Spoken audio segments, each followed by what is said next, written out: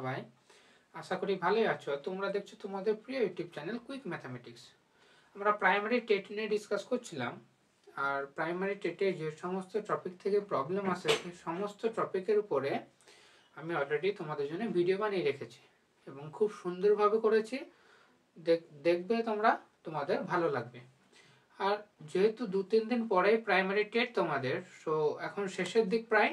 আর আজকেকার যে ভিডিওটা হতে চলেছে সেটা একটা ভীষণ ইম্পর্টেন্ট ভিডিও। এই টপিকটা থেকে কোশ্চেন আসে তোমাদের, মানে কীরকম টাইপের প্রবলেম আজকেকার ভিডিওতে থাকবে।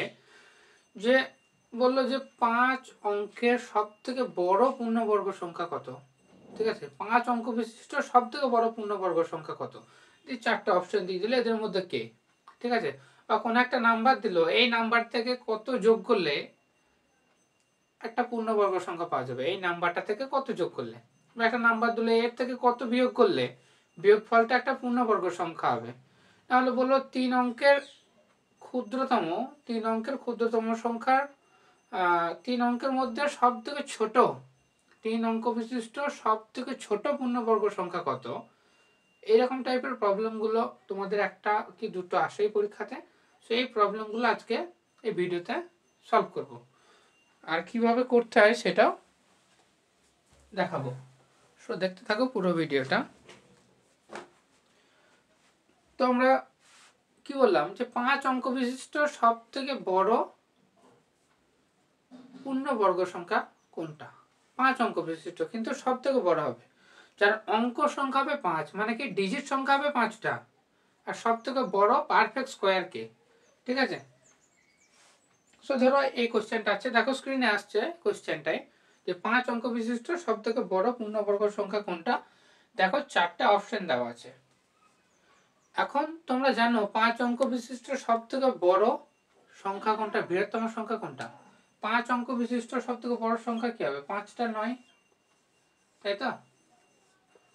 এটাই হলো 5 অঙ্ক বিশিষ্ট সব থেকে বড় সংখ্যা, যেটা তোমরা ছোটবেলা থেকে শিখে আসছো। 5 অঙ্ক বিশিষ্ট সব থেকে বড় সংখ্যা কোনটা, 5 অঙ্ক বিশিষ্ট সব থেকে ছোট সংখ্যা কোনটা, একটা 1 আর 4টি 0। এখন বলছে এই 5 অঙ্ক বিশিষ্ট সংখ্যা হবে, কিন্তু সব থেকে বড় পূর্ণ সংখ্যা হবে, মানে এই সংখ্যাটা নয়, সেটা হবে কারোর একজনের স্কোয়ার, মানে পারফেক্ট স্কোয়ার। তাহলে সেটা কোনটা হবে? তাহলে এই টাইপের প্রবলেম সলভ করতে গেলে তার একটা কায়দা আছে, সেটাই তোমাদের কাছে শেখাবো। তাহলে আমরা কি করব না, এইটারই বর্গমূল ক্যালকুলেট করব, যে এইটা বর্গমূল করব, করার পরে দেখব যে কত আসছে আর ভাগফল কত আসছে, ঠিক আছে? যেটা ভাগফল চলে এলো, তাহলে বর্গমূল করার পর একটা ভাগফল পেলাম আর একটা ভাগশেষ পাবো। যেহেতু এইটা তো পূর্ণবর্গ সংখ্যা নয়, তাহলে একটা পারফেক্ট স্কোয়ার হওয়ার পরে কিছু ভাগশেষ পড়ে থাকবে। তাহলে আমরা তখন কি করবো, সেই ভাগশেষটা যদি এটা থেকে বাদ দিয়ে দিই, তাহলে সেটাই হবে সব থেকে বড় পূর্ণবর্গ সংখ্যা, ঠিক আছে? সো তাহলে আমরা কি করব আগে না, এটা বর্গমূল করব। এখন বর্গমূল করার প্রসেস তোমরা কেউ কেউ জানো, কেউ কেউ জানো না। সো দেখো কিভাবে বর্গমূল করতে হয়। আগে জোড়া করতে হয়, রাইট সাইড থেকে জোড়া নিতে হয়, ঠিক আছে? সো দুটো দুটো করে জোড়া করলে সিঙ্গেল পড়ে থাকে।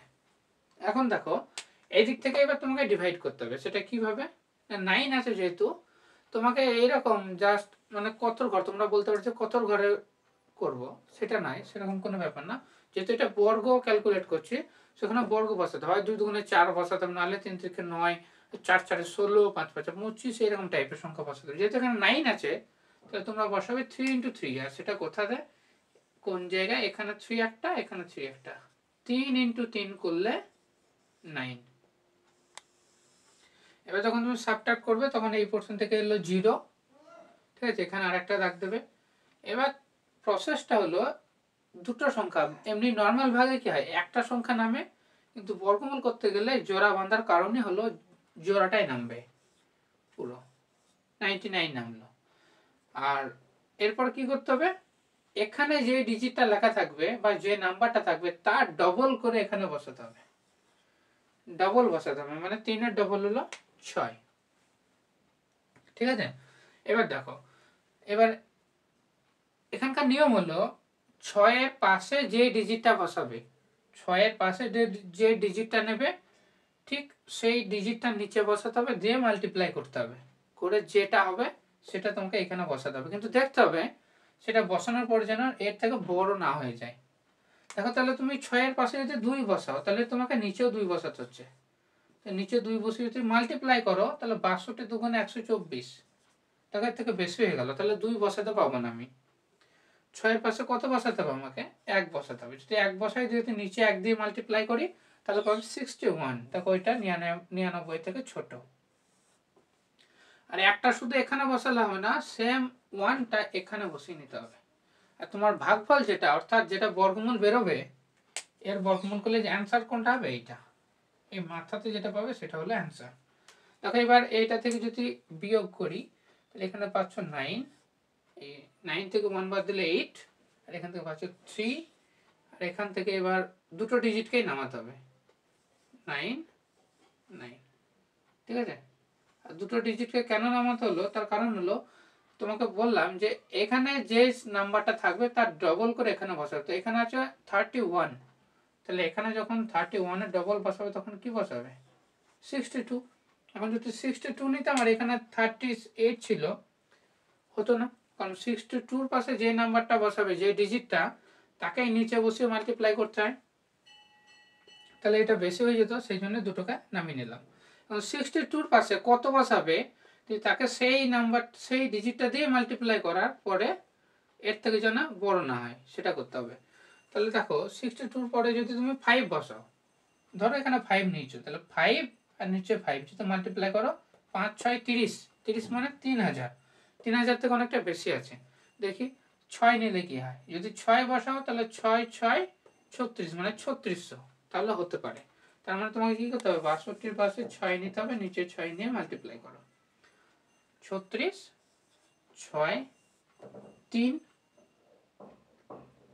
12 3 15 5 হাতের 1 36 একে 37। তাহলে এখান থেকে তুমি পাচ্ছ 3 4 1, ঠিক আছে।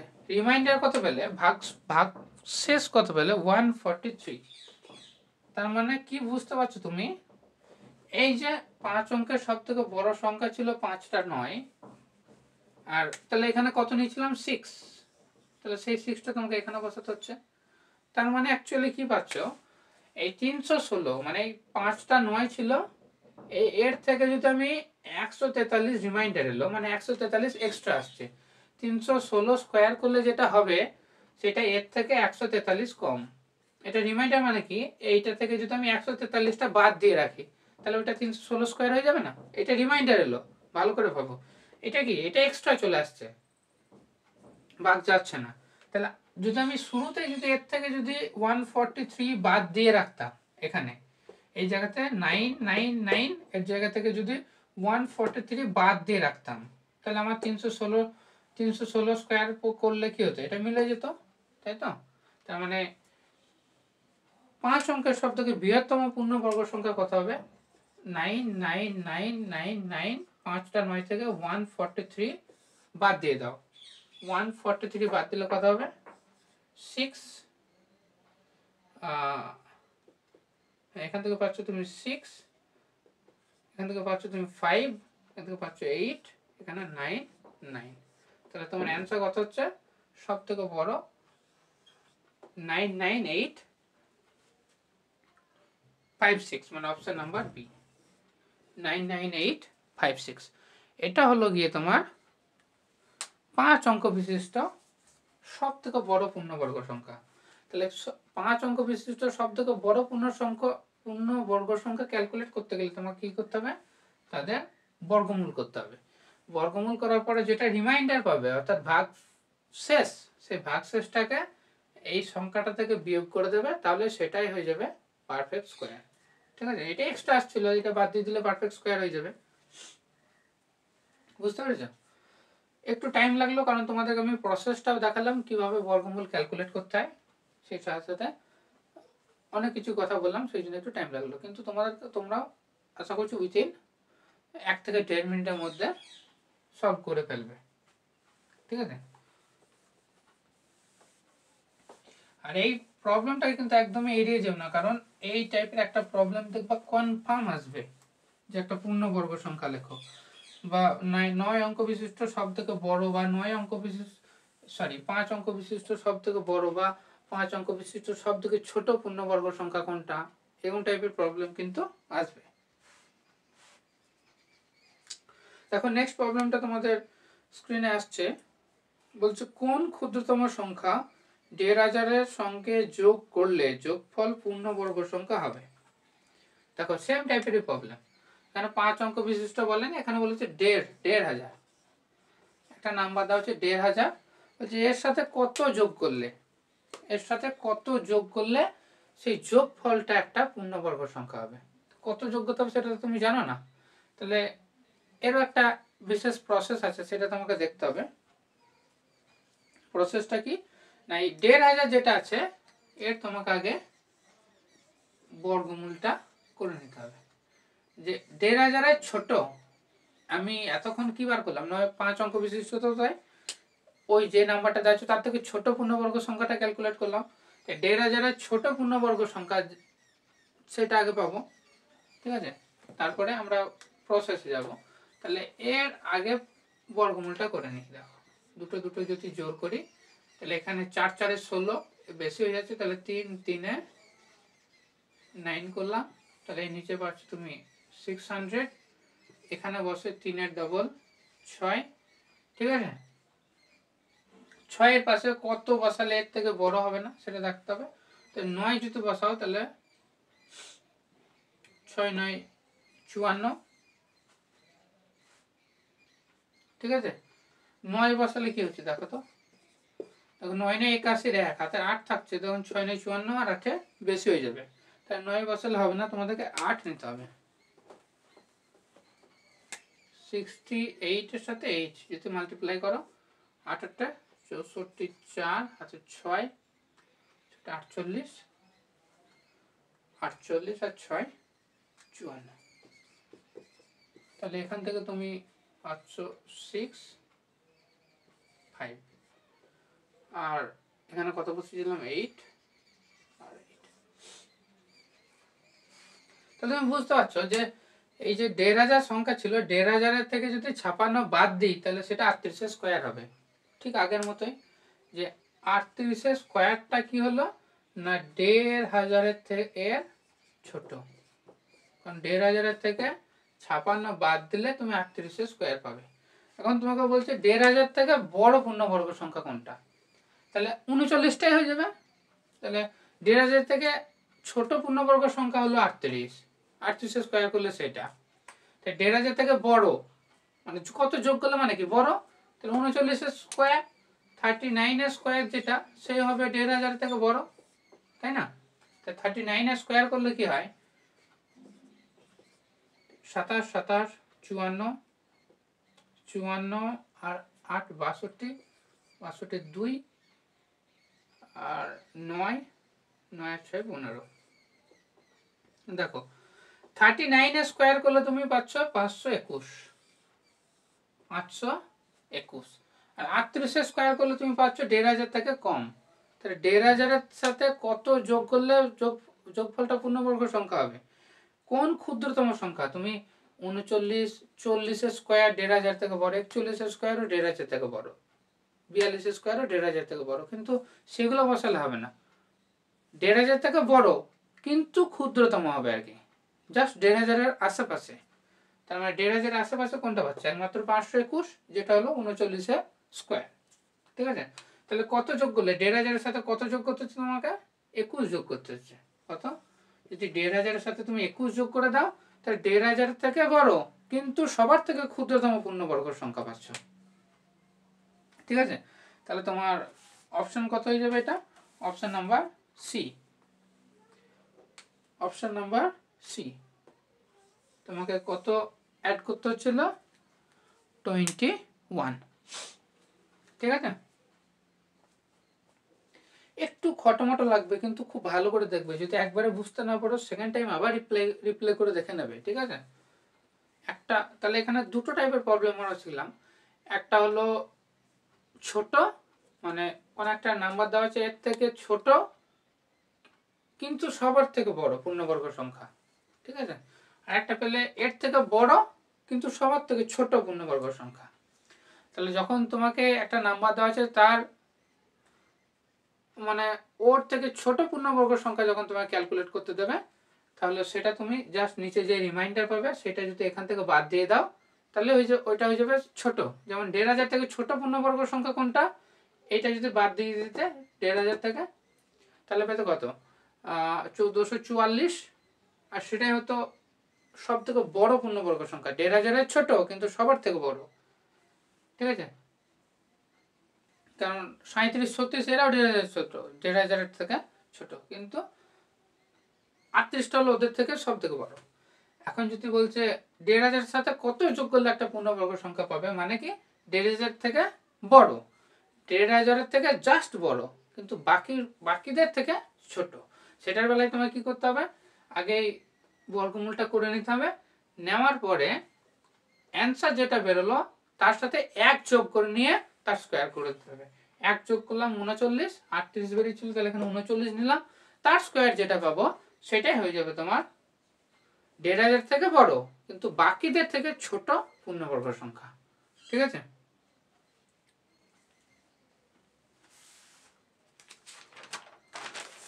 একটু ফটাফট লাগবে, সেই জন্য আজকে করাচ্ছি, এর আগেও কিন্তু করাতে পারতাম, জাস্ট টাটকা সিখবে আর এক্সামে করবে, সেই জন্য টপিকটাকে আজকে আলোচনা করছি। জাস্ট 2 দিন পরে এক্সাম, তুমি যদি আজকে একবার ভালো করে করে নাও তাহলে 2 দিন পরে করতে পারবে এক্সামে।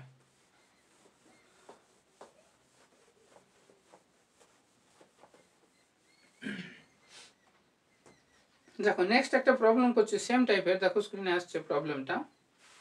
কি বলছে যে 63520 এর থেকে কোন ক্ষুদ্রতম সংখ্যা বিয়োগ করলে বিয়োগফল পূর্ণবর্গ সংখ্যা হবে। এটা বিয়োগ করার ব্যাপার, মানে সেই প্রথমে যেটা করেছিলাম 5 অঙ্ক বিশিষ্ট, সেটা এখানে 5 অঙ্ক না বলে এখানে একটা নাম্বার দিয়ে দিল যে 63520, বলছে এর থেকে কোন ক্ষুদ্রতম সংখ্যা বিয়োগ করলে, মানে জাস্ট সব থেকে ছোট সংখ্যা বিয়োগ করব যাতে করে সেটা একটা পারফেক্ট স্কোয়ার হয়ে যায়, মানে কারো একটা স্কোয়ার হয়ে যায়। তাহলে দেখো সেম প্রসেস, জোড়া বেঁধে তোমাকে কি করতে হবে, জোড়া বেঁধে বর্গমূল করতে হবে। তাহলে তুমি জোড়া আরেকবার লিখে নাও 63520, জাস্ট জোড়া করে নাও, করার পরে তোমাকে কি করতে হবে, বর্গমূল করতে হবে, ঠিক আছে? রুট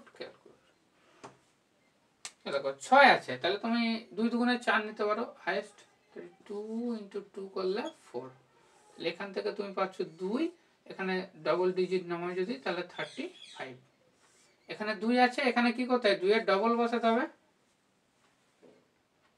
এরপরে কি করতে হবে 4 এর পাশে এমন একটা ডিজিট লিখতে হবে, আবার তাকে সেইটা দিয়ে মাল্টিপ্লাই করে যেন এর থেকে ছোট হয়। দেখো তোমার কাছে পসিবিলিটি আছে যদি এখানে 5 বসাও, দেখো আমি কিভাবে ধরে ফেলছি, দেখো 5 বসাও যদি, তাহলে নিচে 5 দিয়ে মাল্টিপ্লাই করতে হবে, 4 5 20, 20 মানে 200, তো দেখো মিলে যাচ্ছে। যদি 45 এর পাশে যদি 5 বসাও, 45 এর পাশে 5 বসালে আর নিচেও যদি 5 বসাও, যেহেতু মাল্টিপ্লাই করো তাহলে কত হয়ে যাবে, 45 × 5 করলে 225, তাহলে তোমার এখানে রিমাইন্ডার করতে হচ্ছে 10, আর এখান থেকে পাবে 20। আবার কি রুলস না, এর ডবল এখানে বসাতে হবে, তাহলে 25 এর ডবল বসবে 50। এখন 50 এর পাশে কত নেবে, আবার সেটাকে নিচে বসে মাল্টিপ্লাই করবে। দেখো এখানে যেহেতু 1000 আছে, তাহলে আমি 2 এর বেশি নিতে পাবো না, কারণ এর পাশে যদি 2 বসাই আর নিচে যদি 2 দিয়ে গুণ করি, তাহলে 5 দুগুণে 1000 আর 2 দুগুণে 4 মানে 1004 হবে, আর এখানেও একটা 2 নিয়ে নিতে হবে তোমাকে, ঠিক আছে?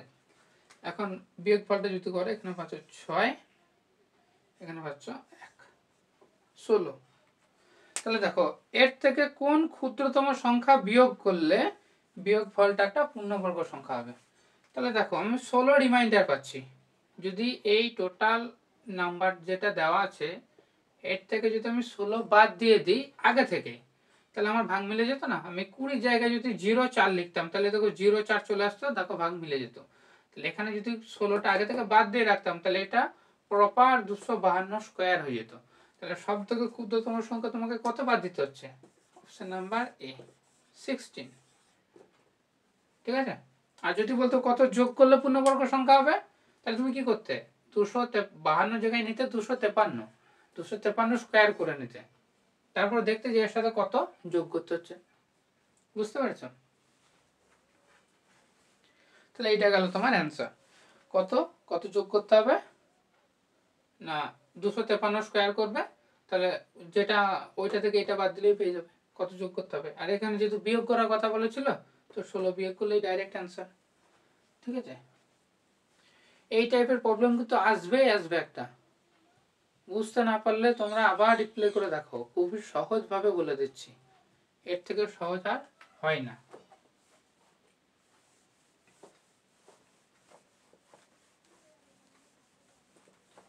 লাস্ট আরেকটা টাইপের প্রবলেম দেখাবো, যেটাও খুবই পরীক্ষাতে আসে। কি সেটা? ধর একটা নাম্বার দেওয়া আছে, বলছে এর সাথে কত গুণ করলে, এই নাম্বারটার সাথে কত গুণ করলে গুণফলটা একটা পূর্ণবর্গ সংখ্যা হয়ে যাবে। ঠিক আছে। তো সেটা তোমাকে ক্যালকুলেট করতে হবে, এইরকম টাইপের প্রবলেম। ঠিক আছে। ধরো বললো যে 100, বলছে 100-র সাথে কত গুণ করলে গুণফলটা একটা পূর্ণবর্গ সংখ্যা হয়ে যাবে। সরি, 100 নিলে হবে না, কারণ 100টা নিজে একটা পূর্ণবর্গ সংখ্যা। 100টা বাদ দাও, 100টা বাদ দিয়ে তুমি যা খুশি তাই নিয়ে নাও। ধরো আমি নিলাম 120। বলছে এর সাথে কত যোগ কত গুণ করলে গুণফলটা একটা পূর্ণবর্গ সংখ্যা হবে। তাহলে এইরকম টাইপের প্রবলেমের ক্ষেত্রে তোমাকে কি করতে হবে? 120কে ভাঙতে হবে স্মলেস্ট আকারে, প্রাইম নাম্বারের গুণফল আকারে। তাহলে 120 মানে কি 2 × 60, 2 × 60, 60 মানে কি 2 × 30, 2 × 30, 30 মানে কি 2 × 15, 15 মানে কি 3 × 5। তাহলে দেখো 120কে আমি ভেঙে দিলাম। এখন তোমরা জানো পূর্ণ বর্গ সংখ্যা হতে গেলে এই টার্মগুলোকে জোড়ায় জোড়ায় দরকার পড়ে, টার্মগুলোকে জোড়া হতে হয়। এখন দেখো 2 এর জোড়া আছে, এটা হলো দুটো 2 আছে। ঠিক আছে। কিন্তু বাকি টার্মগুলো সব সিঙ্গেল আছে। তাহলে এটাকে বর্গ সংখ্যা বানাতে গেলে আমাকে আরেকটা করে গুণ করে নিতে হবে, আর একটা 2 গুণ করতে হবে, আর একটা 3 গুণ করতে হবে, আর একটা 5 গুণ করতে হবে, তাই না? তাহলে আমাকে এর সাথে কত গুণ করলে এটা একটা বর্গ সংখ্যা হয়ে যাবে? কত গুণ করতে হচ্ছে না, 2, 3 আর 5, 3 × 2 = 6, 5, 6, 30। মানে 120-র সাথে যদি আমি 30 গুণ করে নিই, তাহলে সেটা অবশ্যই পূর্ণবর্গ সংখ্যা হয়ে যাবে। তখন ডবল 2 পেলাম, তার মধ্যে থেকে একটা নেবো, ডবল 3 পেলাম, একটা 3 নেবো, ডবল 5, একটা 5, তাহলে 30 গুণ করতে হবে। এইরকম টাইপের প্রবলেমও কিন্তু তোমাদের পরীক্ষায় আসে। ঠিক আছে। সো এটাকে একটু খুব ভালো করে দেখে নিও যে কোন একটা নাম্বারের সাথে কত গুণ করলে নাম্বারটা একটা পূর্ণবর্গ সংখ্যা হবে, এটা গেল।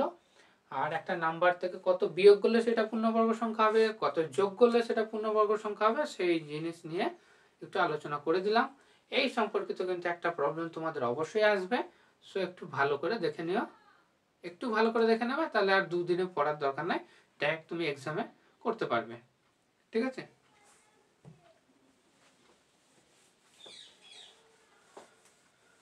সো আজকের মতো এই পর্যন্তই থাক, তোমরা ভালো করে এক্সাম দাও। ঠিক আছে। দেখা হবে আবার পরবর্তী ভিডিওতে।